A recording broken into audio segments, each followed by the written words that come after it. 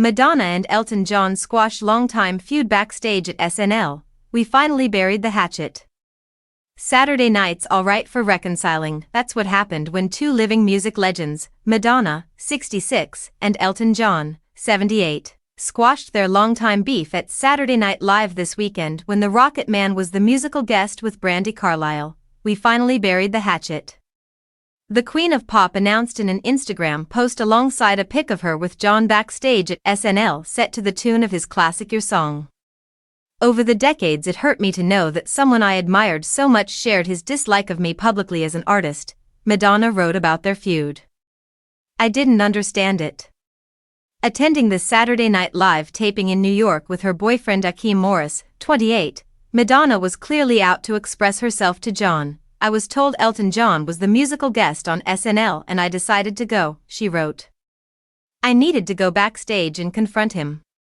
However, there was no knockdown, drag-out fight between the two superstars. When I met him, the first thing out of his mouth was, "Forgive me," and the wall between us fell down, Madonna wrote. Forgiveness is a powerful tool. Within minutes, we were hugging. There was even talk about the two music icons working together. Then he told me had written a song for me and he wanted to collaborate, Madonna wrote. It was like everything came full circle.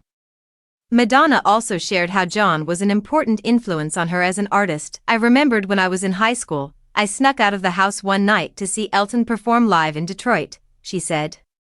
It was an unforgettable performance that helped me understand the transformative power of music. Seeing him perform when I was in high school changed the course of my life.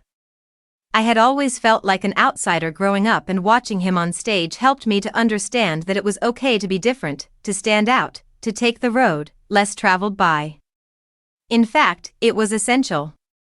But there was no love to justify between Madonna and John in the past. The feud goes back to 2002 when John dissed Madonna's Die Another Day, calling it the worst Bond tune ever. Then, when Madonna was nominated for Best Live Act at the Q Awards in 2004, John took another shot at the Material Girl. "Since when has lip-syncing been live?" he said while accepting the Classic Songwriter Award. "Anyone who lip-syncs on stage in public when you pay to see them should be shot."